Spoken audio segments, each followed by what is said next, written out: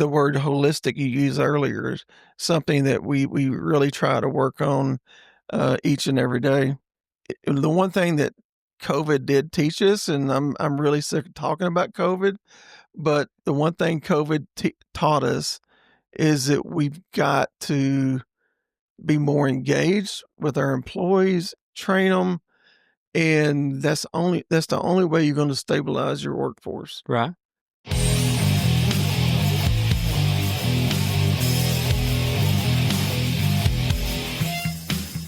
Welcome to Gone to Texas, the official podcast of the Texas Economic Development Connection.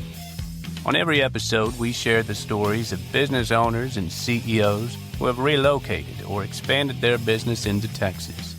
Our goal is to use these stories as a guide to help others who are ready to hang a sign on the door that says, Gone to Texas. And now, please welcome your host, the Managing Partner and Chief Inspiration Officer for Day One Experts, Super Dave Quinn.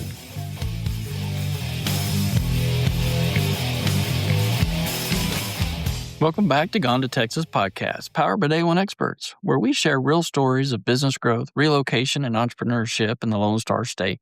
I'm your host, Super Dave Quinn, and today's episode is sponsored by our good friends at Sulphur Springs, Hopkins County Economic Development Department. A team that doesn't just recruit business, they're working hard to retain it every day. Our guest is Joe Wallace, plant manager of Saputo Foods here in Sulphur Springs, a facility that recently named one of the company's top performing plants across all of North America. Joe, welcome to the show. Well, Joe, welcome to the show. Appreciate it. So for the folks, our audience, who might not be familiar with Saputo Foods USA, tell us a little bit about what is it you guys do and what do you manufacture here? I mean, Saputo as a whole, it started out with cheese making years ago. I mean, the Mr. Saputo migrated to Canada to start his own cheese business, and it's a really cool story on how that all got started. But over time, they started growing. So about 13 years ago is when Saputo purchased us. We're part of the quote-unquote fluid group. Okay. And what we do in Sulphur Springs is dairy and non-dairy products. Okay. Now, back years ago, this plant was a cultured product. We made yogurt and all that kind of stuff. That went away in 2002 and started making the fluid aseptic product. And we can talk more about that later, but yeah. So right now we are a fluid plant. We're making ice cream mixes, gable top whipping creams, half and halves. Okay. And as far as our largest processing line or production line is our coffee creamers. Okay. So we make coffee creamers, non-dairy coffee creamers, as well as dairy coffee creamers. And we make close to $4 billion a year. Holy cow. And it's a big number. It is a large number. It's crazy when you're watching the machines run, just how many coffee creamers are made here. So that's what we pride ourselves on. And, okay. And we started that back in 2002, and it has grown to where it is today. And we're really proud of what we do when it comes to the coffee creamer business. Right. I mean, some of the brands that you probably have seen in the stores and whatnot. But yeah, it's and it continues to grow as well.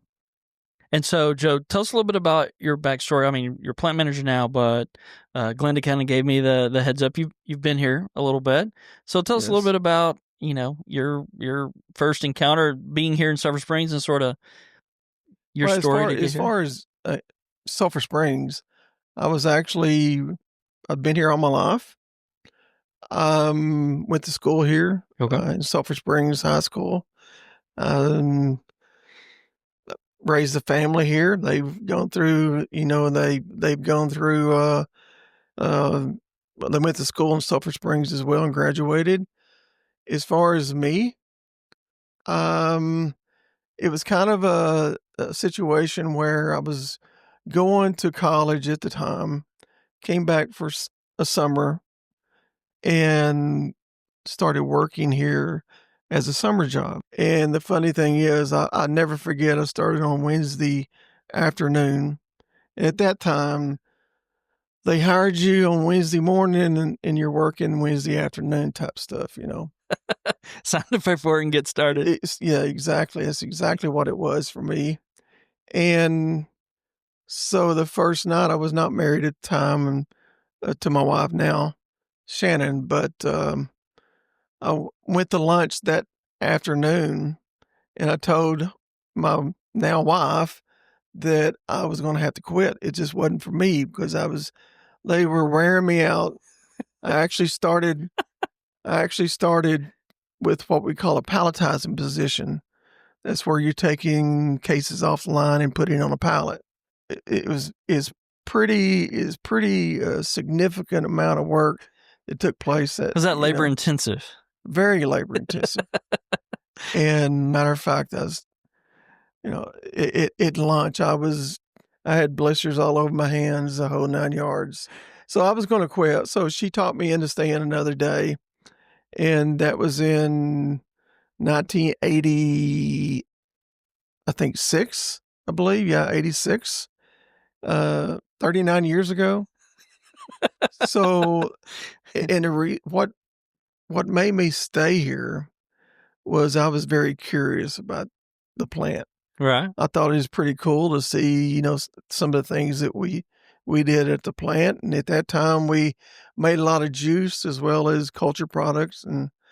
But I mean, I think that curiosity is what kind of kept me here because I was always very curious about the certain jobs in the plant. Right. And so I went from palletizing to blending product. I thought that was cool. And it took me a while to figure out, okay, I can, work towards a leadership job. Right. I wasn't the quarterback in high school or anything like that. I didn't know would ever be in a lead role. Uh-huh. But, I learned I grew a lot when it comes to being in a leadership position. So I started out, my first leadership position was what's called a lead person. But I was working with people. I wasn't, I was directing people, and just some of that success that I was seeing in that position, I thought, that's a really cool thing to see. Right. It gets kind of addictive, right? Like you start to have that momentum and no, exactly. So I started thinking about, hey, the supervisor position, manager position. So, each step that I took, it was all about about people and seeing people be successful. Right. Because I knew I had something to do with that. And I took over as plant manager almost 30 or 23 years ago. And what's keeping me in this position really is the people and seeing some of that success. Right. Every day you want a perfect day, but you're not going to have it, but you still see bits and pieces of people being successful almost every day. Right. And that's really what keeps me doing what I'm doing. When I started here back in 86, there was about 100 people that worked at the plant. And when I took over as plant manager, there was about 150, something like that at that time. So over the 23 years that I've been in this role, we're now at 550 people. Holy cow. Okay. And so I've seen it grow. Very exciting to see that. And, but again, just what keeps me here in the role I'm at is the people. Right. So I think a lot of times our business owners are trying to wrap their mind around that. We talk about people and especially when you move out into the rural areas, the thought might be that they need to be in the big metros because that's where the workforce is, and talk a little bit about that, how you've been able to grow from, say, 150 up to the 500. Where do those folks come from? What's the labor shed sort of like for you, or being able to fill those roles as you need to? What's allowed you to be able to fill those roles, I guess? Each step that we took and we added people, we were looking for the right fit for this person. That we're trying to create a great environment Uh-huh. for people. And then people that are trainable. And as far as where the people come, they come from, in this area, or has been in any way, people don't really like to commute over 40, 50 miles at best. Right. But the way the area is growing, you're getting more people that you can interview, talk to. Right. But the weight is on our shoulders to make sure that we're providing that person or those people with the right environment, the right training, the right engagement. But we've had a lot of success of doing that, and we continue to find ways to do it even better. Right.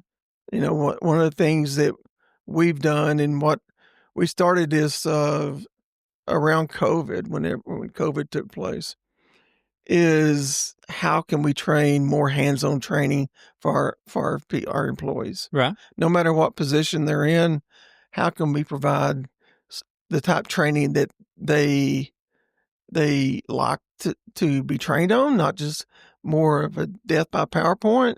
It's more Right. hands-on stuff, so we've done that. I mean, COVID really upset some things, it at the plant as well as other industries, but we finally got stabilized. Mm-hmm. But now is the time for us to continue to train, engage, and develop those employees that we've hired in the past. Are y'all doing that in-house, or is that from? Everything is in-house. Now, we'll bring someone in from time to time, third party, but we purchased some property just adjacent from our office, and one of the buildings that we was on that property was a pretty good size building. I mean, we were going to bulldoze that down and pour concrete, but I thought that, maybe we can develop that into something special. And that's what we've done. We call it Saputo Training Center. And we've done everything in there is hands-on. Whether you're rebuilding a pump, rebuilding a valve, that's just a couple of examples. But even whenever we're doing PowerPoints, we have hands-on stuff. Right. Because, that's the best way to learn these days. And we just continue to try to get feedback from the employees to make it even better. But that's what's going to keep people at your Right. it's your That's business continuing to challenge them and to let them grow. People want purpose and they want to grow, and it feels like that's the culture you're creating is sort of this place where they know they're not just stuck here doing this thing. There's opportunity to grow and move up and train and learn. Absolutely. What our theme is, as far as our training, is from the cow to the customer. So again, it doesn't matter what position that our employees are in. We will train you from basically the cow to the customer and everything in between. So that's what we work towards. There's always things that can be added. As a matter of fact, even today, we're looking at a training course for something about milk, a better training course about milk, because Right. a lot of people don't know about, the milk. And I mean, I know that most of them know that brown cows don't give chocolate milk, but I'm just saying, just trying to get down to the history of milk and all of that. So that will just tell you that we'll continue to try to develop training for our employees. Right. It's a much more holistic look at why what you're doing matters in the process. Right. Right. I think Well, that's a pretty because, interesting. most time, our employees go home, they talk about work. We want them to be able to know what's going on everywhere. Right. So, like, we have 2 distribution centers that are adjacent to the plant, as well as, about a quarter mile away. And so what we're working on this year is trying to educate those employees what happens in the plant, because all they're doing is working with the finished product. We're trying to find ways to educate them on what takes place in the plant. And then vice versa. We're trying to educate the people in the plant what happens at the distribution centers. Right. And the word holistic you used earlier is something that we really try to work on each and every day. The one thing that COVID did teach us, and I'm really sick of talking about COVID, but the one thing COVID taught us is that we've got to be more engaged with our employees, train them, and that's the only way you're going to stabilize your workforce. Right. And now, a special thanks to our sponsors for this episode. Hopkins County is located in the beautiful Upper East Texas region of Texas and can be found on Interstate 30 between Dallas and Texarkana. The county boasts more than 76 restaurants, 6 hotels, several major lakes, 3,000 acres of parks, museums, libraries, exemplary schools, and an award-winning municipal airport. Citizens of Hockley County enjoy a low cost of living, affordable housing, and superior health care. The rodeo arena, livestock pavilion, concert hall, and equine center all add to the dynamic quality of life experienced in Hopkins County. Sulphur Springs is the seat of Hopkins County, and the downtown square serves as the heart of the community. Beyond the city limit lies acres upon acres of rich farm and dairy land that has sustained the area for generations. Connect with them today at www.texasedconnection.com/sponsor. Have you been able to do that? Have you seen the result of maybe a reduction in sort of turnover and those sort of things? Yeah, as far as, we measure attrition and how many people we lose and why we lose them. Yeah, back in COVID, it's quite a bit. It was in upper 20% range. Right. It's just a lot of competition. I understand that. Other industries they were giving out bonuses and stuff like that. But we stuck to our guns of what we do. But yeah, so now we've lowered our attrition rate to very low, and knock on wood. But yeah, I think some of the things that we're doing that's part of the success of what we're seeing on some of the things that we've implemented over the years. Right. Now, we talk a little bit about Sulphur Springs and being here and being bought by a global company, Saputo, and having to transition. How have y'all been able to maintain a presence here? Because, anytime you have new leadership and ownership, they start looking at logistics and going, okay, is this the best place or? Well, I'll give you a story. So when we found out that we were going to be sold, there was several people that came to tour the facility and to take a look at what we're doing and to look at the culture, everything about it. So I was giving these folks tours of the plant and actually talking to them about what our culture is, what we're doing. And I think there was probably 6 or 7 different, let's call it buyers. Well, Saputo, when they came in, it was like, this is the right match for us. Right. It was a family type group. You could tell that they really cared about people. And so it was a perfect match.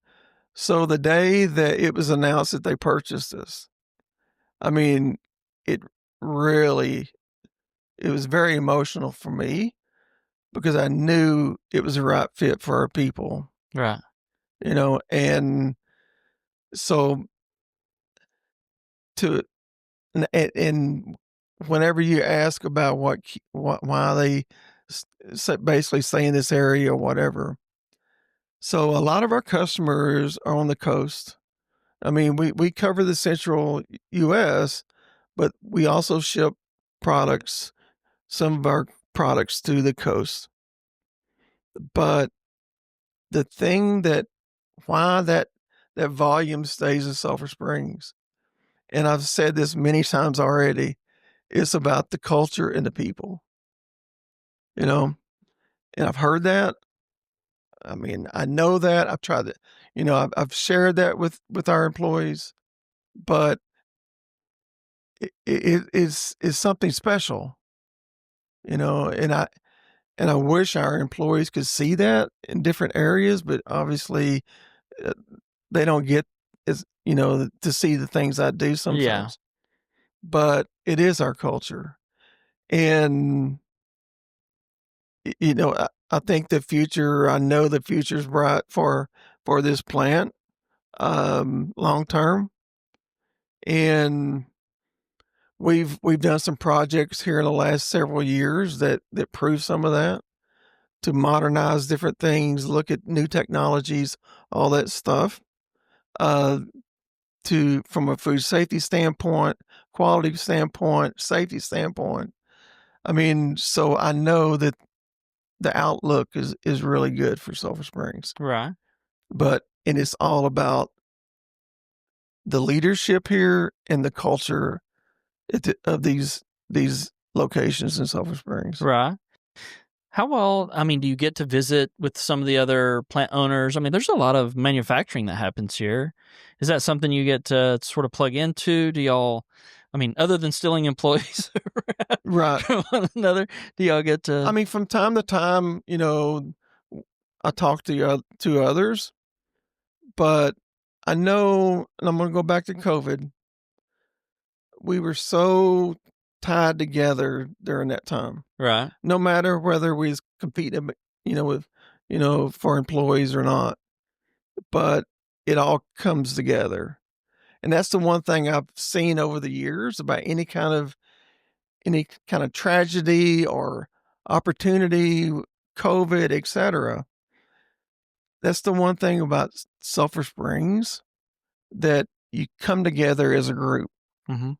you know, and you help each other out. So anyway, that's pretty cool to see, Yeah. you know. That's So something it's hard to put that on a brochure when you're an economic developer and and we talk to a lot of, we talk to business owners and they're saying, okay, tell me about this. I don't understand it. That's why we do what we're doing here, is because I can't really put that on a brochure. Like, and you don't want to wish it on, like, trust me, you're going to go through something. Just watch, but right.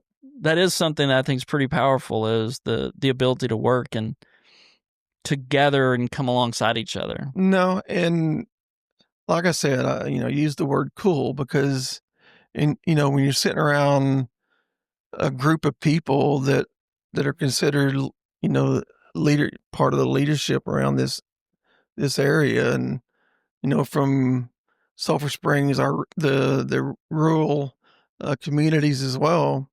When they come together as one group and you're working together with them, that is a cool thing. Yeah. You don't see that in certain areas, and I get to talk to some of our other facilities, around the U.S., and they just don't see that. And Sulphur Springs is something special.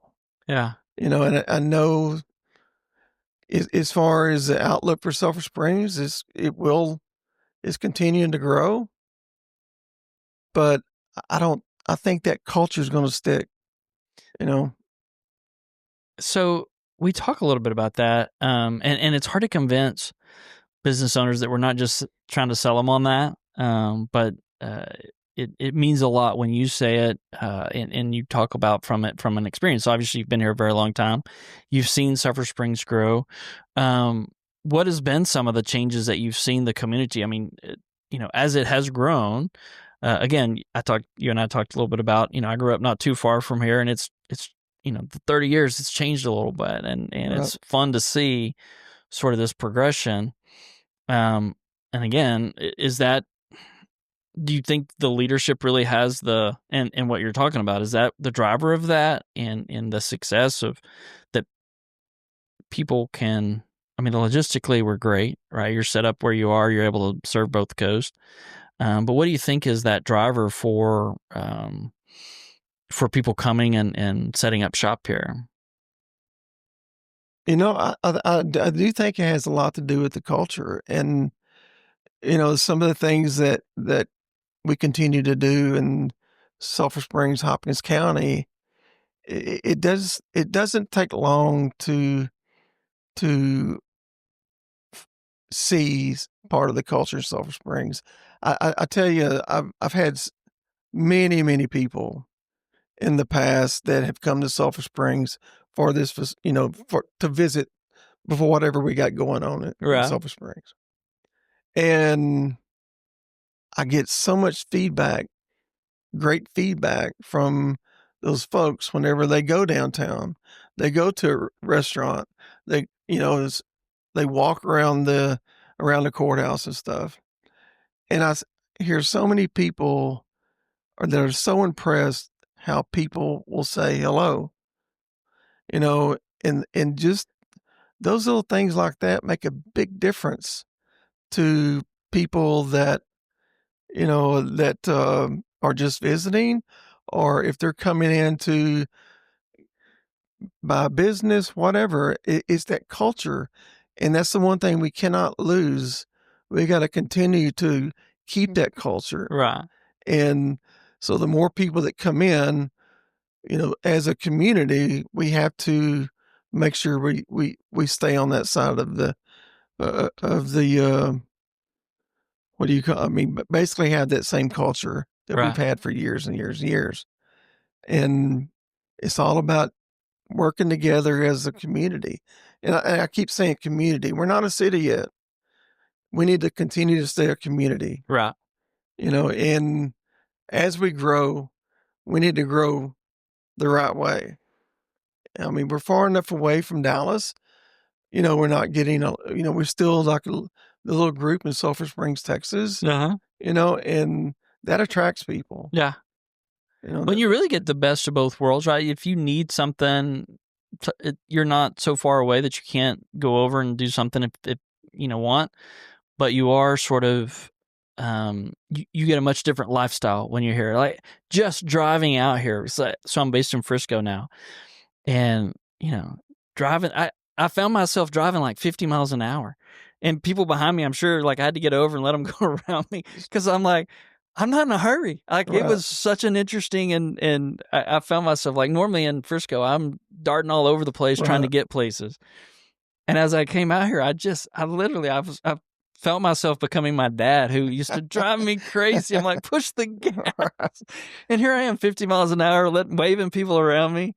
It was such an interesting thing today. Yeah, they only, I mean, if a red light, now in Sulphur Springs, if a red light, you catch a red light and you're thinking, oh my God, this red light is so long. But then when you go west, it's a little different story. Then you appreciate what you got in Sulphur Springs. So yeah, it's so good. All right, so this has been great. I love the conversation, and a lot of my questions you've really kind of talked about. How do you continue to build your culture? I mean, you talked a little bit about training and investing, but how do you continue to do that with your workforce? Is there, if you're talking to a business owner who's going to be setting up, what tip would you give them about plugging into the community and becoming part of that community? And what are the things you do as a company to sort of be a community player? engagement. I mean, engage with your employees. Participate in local or community events. But the engagement with employees is so important. It's always been important, but it's more important now than it's ever been before. And it's just, people change over the years, but the more that you can have community involvement and have your employees participate, or just that's the first thing that I think of, because we try to do a lot of communication. If you took a poll in any plant in the world and you say, what is your biggest weakness? Your employees are going to tell you communication, no matter what kind of communication you have, because they want to know what's going on. So we try to communicate to them, as much as we can in different avenues. But yeah, just you've got to pay attention to every employee, no matter what their position is, and try to stabilize your your team. Right. Yeah. As I look around the hallways and stuff, there's a ton of pictures of people, right? And man, they're smiling. They're they're working, but they're smiling and they're happy, and it feels like it just emanates that sort of. It just feels like that when I walk in. It has that sort of feel to it, and so I just want to say, good job. No, I appreciate that, and yeah, there's a reason why we do that, because it's just not the management. The management's here to support the people, and that's the one thing that I like. I like to see people that are happy. I like to see people that are, you know, I may not be able to talk to each person now that we've gotten so big, 500 people. but Yeah. whenever someone has a baby, for example, that's a big deal for all of us, and they may not always see that, but it's just something that, like I mentioned earlier, that keeps me here, keeps me doing what I'm doing now. But we try to show them, you know, even though it's a job, it can also be something that you enjoy doing, Right. And like I mentioned before, trying to work on the environment, is so important to us. And that from the first time you walk into a plant, that how does that person feel? I and the one thing I can say is I've done that before. That first Wednesday afternoon, Right. I go from shortly getting out of high school and in college to walking into a location where now I'm working with people of all ages, all different personalities. So I know what that experience is like. So we try to make it better for that employee. Right. And we try to make those folks smile, and you're not always going to satisfy everybody, but still we strive to do that. Right. Well, it is obvious. I felt it, and I really am glad I got to come have this conversation. I appreciate it.